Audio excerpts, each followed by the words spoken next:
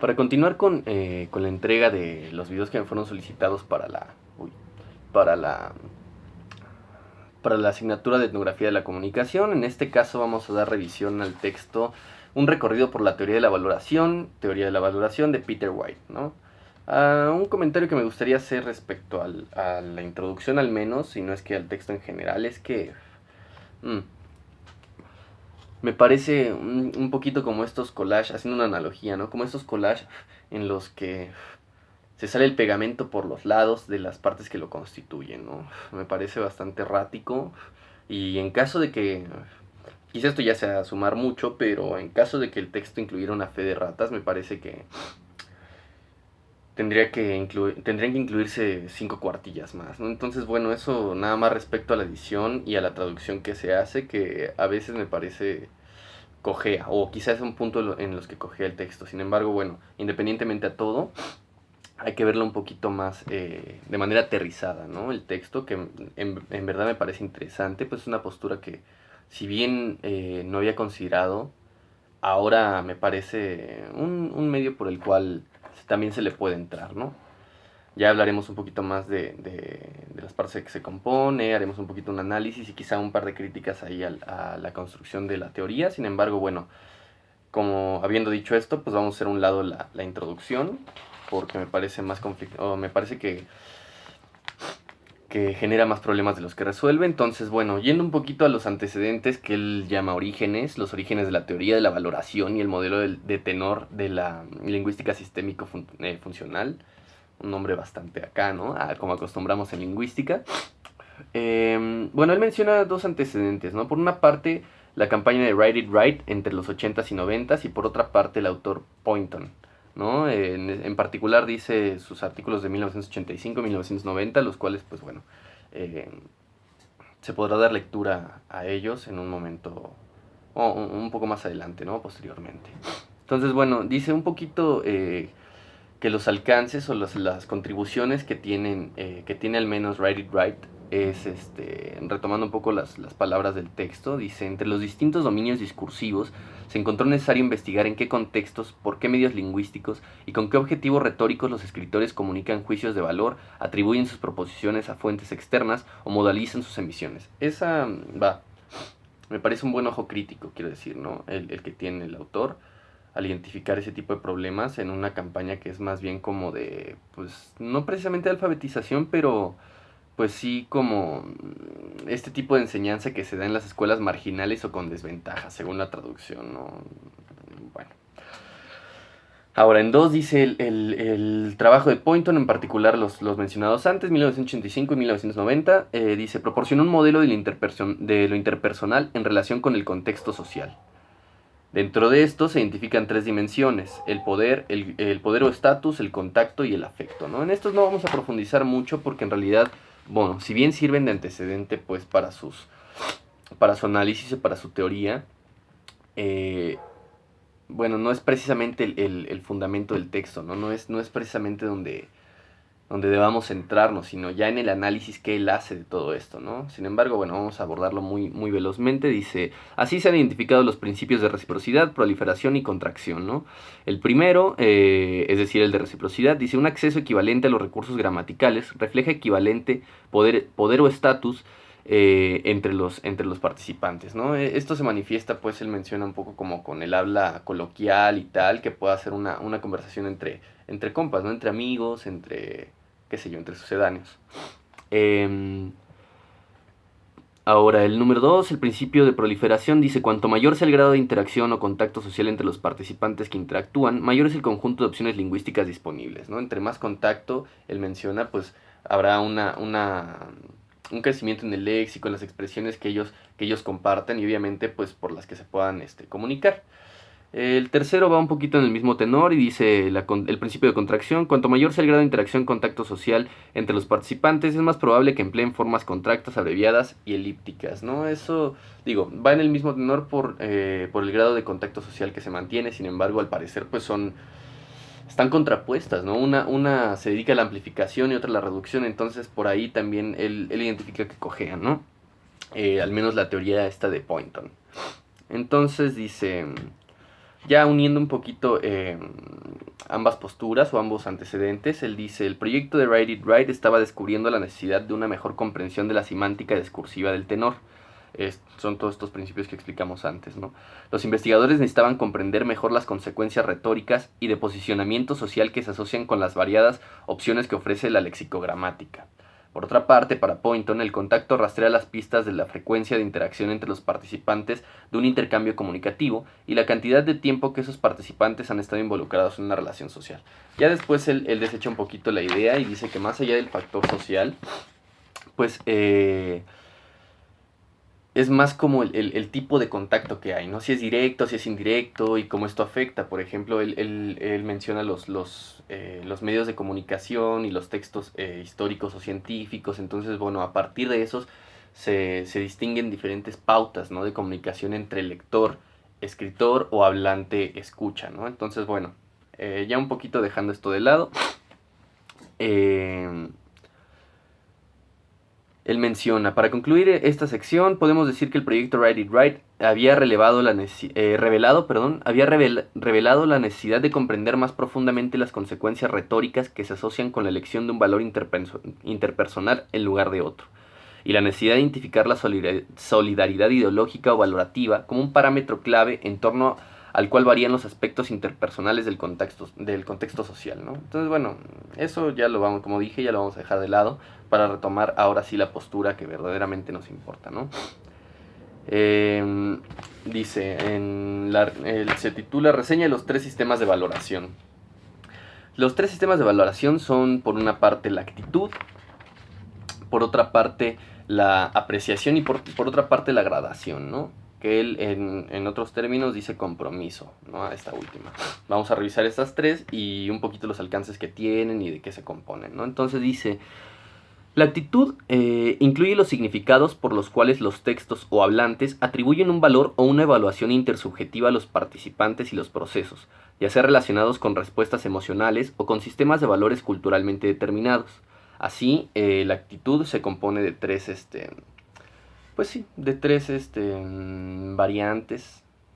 No me gustaría repetir constituyentes porque es redundar mucho, sin embargo, bueno, me parece el término más explícito, ¿no? Dice 1, el afecto, 2, el juicio y 3, la apreciación. Esto únicamente en cuestión de la actitud, ¿no? Así pues, el afecto tiene que ver con la respuesta emocional y con la disposición del hablante para con el escucha, ¿no? Dice, se realiza de manera típica a través de procesos mentales de reacción y mediante relaciones atributivas de afecto, ¿no? Como me siento contento, estoy triste, qué sé yo, me gusta el café, detesto el café, entre algunas otras, ¿no?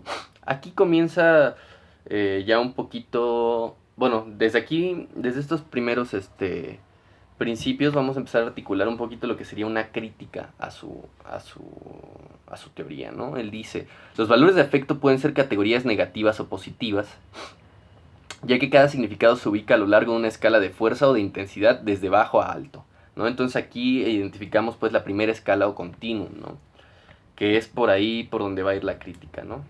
Ahora, respecto al juicio, él menciona, el subsistema actitudinal del juicio comprende significados que sirven para evaluar positiva o negativamente el comportamiento humano en relación con un conjunto de normas institucionalizadas. Así, el juicio está involucrado cuando el hablante evalúa a un participante humano en relación con sus actos o disposiciones. Entonces, pues, con el juicio podemos evaluar el comportamiento de moral o inmoral, legal o ilegal, socialmente aceptable o inaceptable, encomiable o deplorable, normal o anormal y así sucesivamente, ¿no? Aquí o algo que me gustaría sumar, que me parece claro, ¿no? Me parece explícito pues la definición que da y los componentes que él menciona. Sin embargo, también me gustaría, o me hubiera gustado que el autor profundizara un poco en el peso cultural que esto tiene, ¿no? Digo, poniendo quizá algo, lo que pudiera ser un contraejemplo, la dilapidación de mujeres acusadas de adulterio, bueno, en lugares que no son ¿no? O que quizá no son precisamente el continente americano, no son precisamente vistos como inmorales, ¿no? Sino incluso perfectamente morales y perfectamente justificables de acuerdo a esa falla, ¿no? Entonces, por ahí me parece que no le da el peso justo a lo cultural, ¿no? Sin embargo, bueno, vamos a continuar con esto. Él dice también que, bueno, este tipo bueno, esta cláusula, ¿no?, de su teoría se puede ver manifestada por adverbios, adjetivos o epítetos, nombres y verbos, ¿no? Aquí me parece un tanto arriesgado, ¿no? Me parece que se queda muy en la estructura simple de las frases y de las cláusulas, porque pues quizá muchas otras ya complejizadas, no sé qué tipo de análisis arrojarían, ¿no? Sin embargo, bueno. Ahora, menciona nuevamente, como en el caso del afecto, los juicios de valor tienen valores positivos o negativos. Al igual que el afecto, los significados de los valores de juicio pueden ubicarse en una escala de fuerza de mayor a menor, ¿no? Entonces, aquí identificamos una segunda escala o segundo continuum, ¿no? Aquí nuevamente debemos fijarnos en esto, ¿no? Esto es lo importante quizá desde mi análisis, ¿no? Entonces dice, en estos casos el juicio de valor se expresa explícitamente por medio de una determinada elección léxica. Él los divide en dos tipos, las inscriptas, que son pues las explícitas, y los llamados indicios, ¿no?, que son los juicios implícitos, ¿sí? Entonces, bueno, por medio de ellos, dice, con estos indicios los juicios de valor son producidos por significados superficialmente neutrales, ideacionales, pero que a pesar de todo tienen la cultura la capacidad de provocar respuestas enjuiciatorias, ¿no? Entonces, bueno, viene a decir un poco que, o al menos una lectura que se puede dar de esto, es que hay una implicación, ¿no?, tras hacer un juicio de tipo inscripto o un juicio de tipo, indicioso, ¿no?, o del segundo tipo. Entonces, bueno, aquí podemos identificar también que a diferencia del afecto, el cual se realiza por medio de cláusulas o frases, precisamente, ¿no?, como me gusta el chocolate, no puedo decir nada más gustar, porque gustar es nada más una entrada léxica que no conlleva como tal un significado per se, o bueno, no un significado complejo per se, sino únicamente el léxico, del cual se desprende ya su estructura argumental, entre otras cosas, ¿no? El tipo de participantes que solicita, su comportamiento sintáctico, entre otras cosas. Sin embargo, en este caso, él menciona que son entradas léxicas únicamente, ¿no? Cosa que también ahí ya no me parece que empareja tanto, ¿no? O sea, o pone en desventaja a juicios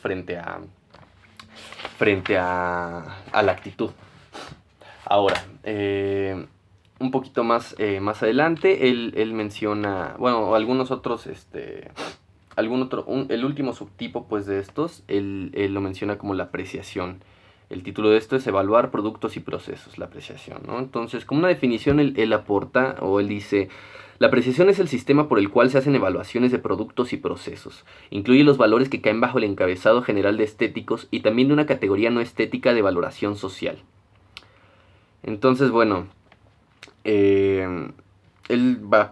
no parece ser del todo claro, ¿no? Y por ello el autor mismo menciona, mientras el juicio evalúa los comportamientos humanos, la apreciación evalúa típicamente a los objetos naturales, manufacturas, textos y construcciones más abstractas como los planes y las políticas, ¿no? Uy, esto me parece, ya se mete ¿cómo decirlo?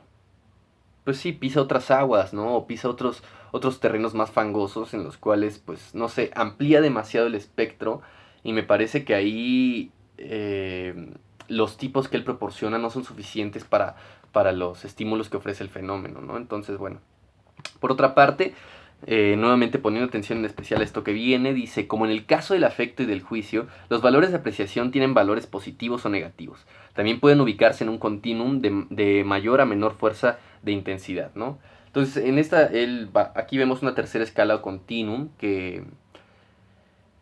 bueno, que completa pues esta segunda categoría, ¿no? Y la cual me parece algo arriesgada de hacer, ¿no? Quiero decir, me suena a una teoría de prototipos, ¿no? A una teoría de prototipos como lo hicieron Hopper y Thompson en Transitividad en el discurso y la gramática en 1980, o como lo hace Shibatani en las pasivas y las construcciones relacionadas en 1985. Sin embargo, bueno, el continuum no está muy claro, ¿no? Este prototipo que él muestra, pues no es... que además únicamente se base en una de las categorías de las tres que él proporciona, me parece que es combinar distintos modelos, tanto, tanto descriptivos y analíticos, con otros más bien pues perceptuales, ¿no? Que ahí es donde, ¿no? O sea, no sé cómo llamarlo, pero mm, me cuesta trabajo ahí, ¿no? O sea, no creo que sea la mejor manera de abordarlo, sin embargo, bueno. Por último, él menciona la gradación.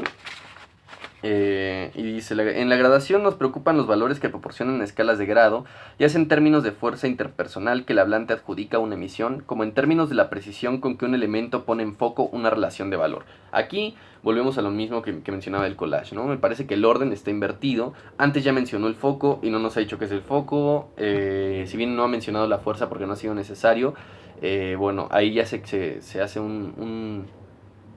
pues un relajo, ¿no? O sea, un quilombo dirían algunos otros. Entonces, bueno. Dice, estas dos dimensiones se denominan fuerza y foco, ¿no? Aquí venimos. La fuerza. La fuerza incluye valores que algunas veces han sido designados como intensificadores, modificación de tono, potenciadores, enfatizadores. Enfáticos son buenos ejemplos de ellos, ¿no? De ello. Como suavemente, rápidamente, velozmente, qué sé yo, ¿no? Todo este tipo de, más bien como modificaciones adverbiales, yo le diría, ¿no? No precisamente intensificadores, puede que no intensifiquen precisamente, ¿no? Entonces, bueno, dice, aquí comienza ya el identificar los problemas de una manera, digamos, ágil, por así llamarla. Dice, de manera un poco más problemática, este principio de escala también se aplica a aquellos valores que miden cantidad, extensión y proximidad en el tiempo y el espacio, ¿no? Púchale, hermano, ¿no? Pues, ¿qué onda? O sea, aquí el tiempo y el espacio, como bien sabemos, en las lenguas del mundo son valoradas de manera muy distinta, ¿no? Al menos gramaticalmente hablando. Si bien culturalmente hablando, bueno, también culturalmente hablando, quiero decir, ¿no? Pero gramaticalmente hablando, quizá, ¿qué es lo que nos importa en la lingüística?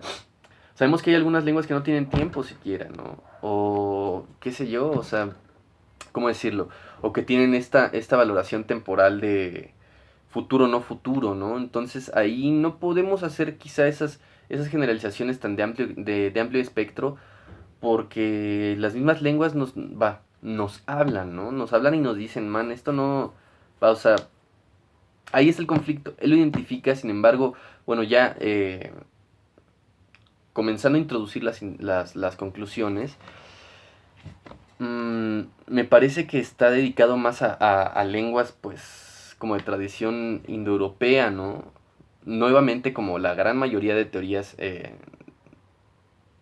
abordan el discurso, se dedican a esto, ¿no? O sea, a estas lenguas con las que tenemos muchísimo más contacto. Sin embargo, aquellas que llaman, por así decirlo, exóticas, ¿cómo serían, no? O sea, por ejemplo, muchas sabemos también que no tienen las mismas entradas léxicas, ¿no? O las mismas categorías gramaticales, por decirlo mejor, ¿no?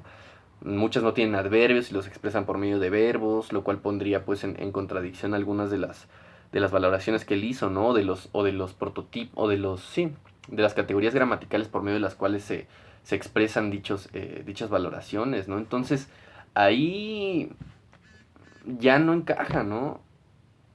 O sea, quiero decir, falla en eso, falla en tirar muchos centros al área y no rematar ni uno, ¿no? O sea, así lo puedo decir, haciendo pues un poquito ahí un juego o una metáfora desde el contexto más futbolístico, ¿no? Entonces, bueno, él menciona ya un poquito después, dice, también debería advertirse que este principio de gradación de fuerza opera intrínsecamente en los valores de actitud, en el sentido de que cada significado actitudinal representa un punto particular dentro de la escala de intensidad de menor a mayor grado. Entonces, bueno, vuelve a las escalas, sin embargo, pues, si ya vimos que las escalas no son explicativas y ahora tú mismo das cuenta de que este principio, o sea, volviendo un poquito a lo mismo, que es más problemático, o sea, ofrece menos respuestas de los problemas que genera, pues ¿por qué? O sea, ¿por qué establecerlos así, no? ¿Por qué no pensar en una clasificación distinta, no? O sea, quizá más bien un poco ampliándolo hacia lo que sería la cognitiva, ¿no? Que personalmente me gusta mucho y considera pues que una emisión en sí misma puede tener un significado particular como tal, ¿no? Un significado unitario como cláusula, como oración compleja, como discurso en sí mismo. Quizá pensarlo así sería un poco más eh, explicativo, ¿no? No tanto las escalas que después intenta intercalar una en otra y pues vemos, disculpa, vemos que fracasa, ¿no? Entonces, ¿qué onda ahí? En fin, pasando, dejando de lado un poco la fuerza y yendo al foco, dice, el foco incluye aquellos significados que algunas veces se denominan como evasivas o como lenguaje ambiguo, ¿no? El funcionamiento del principio de escala-gradación es quizá un poco más problemático aquí que en el contexto de la fuerza, o sea, todavía más problemático. Como hemos visto, en la fuerza la escala opera en un contexto de categorías de grado. En contraste, en el foco, la escala opera en contextos que no son graduables en este sentido, o donde el objetivo comunicativo no puede gradarse de este modo. Nuevamente, las escalas se muestran como conflictivas, ¿no? No son precisamente la respuesta. Entonces quizá el propósito de todo esto, o el propósito de todo este texto, ya yendo casi directamente a las conclusiones, es más mostrar lo que no debía haberse hecho, o bueno, haber eliminado esta posibilidad a lo largo de un desarrollo que pues ya lleva más algunos años por lo que veo. Cosa que está bien, ¿no? En lingüística usualmente no se hace eso, solo se muestran los artículos que en verdad tienen respuestas y que generan más problemáticas y qué sé yo. Sin embargo, los que fracasan muy pocas veces se publican y esto sí me parece algo a alabarse, ¿no? Algo de alabarse del presente texto, ¿no? Entonces, bueno, por otra parte, tenemos el compromiso, que dice, en relación con el compromiso, nos interesan los recursos lingüísticos con los que se explicita intersubjetivamente el posicionamiento de las propuestas y proposiciones de un texto. Es decir, este conjunto de recursos retóricos se ocupa de aquellos significados que varían de acuerdo con el compromiso del hablante con sus emisiones y con los que hace variar lo que se pone en juego. Aquí creo que es la primera vez que viene el objetivo principal del texto como tal, ¿no? Ya bien bajado y teniendo bien claras las definiciones y los conceptos que va a utilizar. Y me parece un poco tardado que llegue el objetivo principal hasta la 10ª página, ¿no? Hasta la 12ª página, no sé qué página es, porque además no vienen numeradas, ¿no? Entonces, bueno. Para decirlo en términos de funcionalidad comunicativa y de potencial retórico, este trabajo se ocupa de los recursos por medio de los cuales un texto llega a expresar, negociar y naturalizar determinadas posiciones intersubjetivas y en última instancia ideológicas, ¿no? Si bien lo arrojó en la introducción, bueno, pues no teníamos nada claro, ¿no? Fue con lo que abrió y no tenemos ni en cuenta los conceptos que va a utilizar a lo largo de todo esto, ¿no? O sea, me parece que vuelvo a lo mismo. El collage por el que al que se le salen por los lados el pegamento, ¿no? O sea, no me parece del todo articulado. Si bien él mismo lo dijo, ¿no? Esto es como una primera aproximación al fenómeno y tal. Y entiendo que es conflictivo, ¿no? Porque no muchos lo han abordado. Me parece arriesgado quizá aventar nomás así como un borrador cualquiera, a sabiendas de que es un medio pues que te come vivo, ¿no? Pero bueno, eso cada quien podrá hacerlo a su gusto. Entonces bueno, para finalizar, el autor menciona un poco, dice que lo que se necesitaba, pues, dice, es decir, necesitamos un modelo que pudiera describir y explicar los diferentes estilos o estrategias intersubjetivas de posicionamiento que hayamos observado de manera recurrente entre los diferentes dominios discursivos, ¿no? Eso está bien, identifica un gran problema quizá, o ni siquiera quizá, efectivamente lo identifica y lo aborda, aunque problemáticamente lo aborda, cosa que ya es una ganancia y es un logro, ¿no? Dice, así pues, el modelo de compromiso fue configurado por los objetivos específicos de la investigación de los proyectos a partir de los cuales surgió la teoría de la valoración. Dígase Write It Right y los modelos de Poynton, ¿no? Entonces dice, de estas preocupaciones, ya para concluir, se derivaron una serie de objetivos específicos. Necesitamos comprender qué es lo que está en juego intersubjetiva y retóricamente cuando una opción de posicionamiento es elegida en lugar de otra. Por otra parte, necesitamos comprender cuáles eran las consecuencias retóricas que se derivaban de la interacción de estos valores de posicionamiento con otros significados y más aún con los valores del subsistema de actitud. Bueno, necesitamos comprender la posible interacción que hay entre estos valores, tanto dentro de las emisiones como dentro del texto como totalidad, y cómo se van acumulando los significados a medida que el texto se despliega. Esto sí me parece, una necesidad de comprender, como él bien lo dice, ¿no? La anterior es más, me parece que deriva más del tipo de explicación que él elige utilizar, ¿no? Sin embargo, este último sí me parece verdaderamente, sí es algo que se debe analizar desde otras perspectivas, ¿no?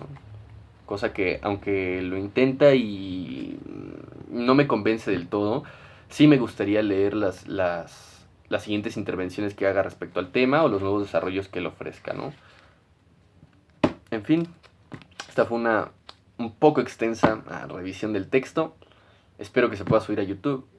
Si no, tendré que rehacerlo y recortar varias partes. Entonces, bueno, en fin, es todo por ahora.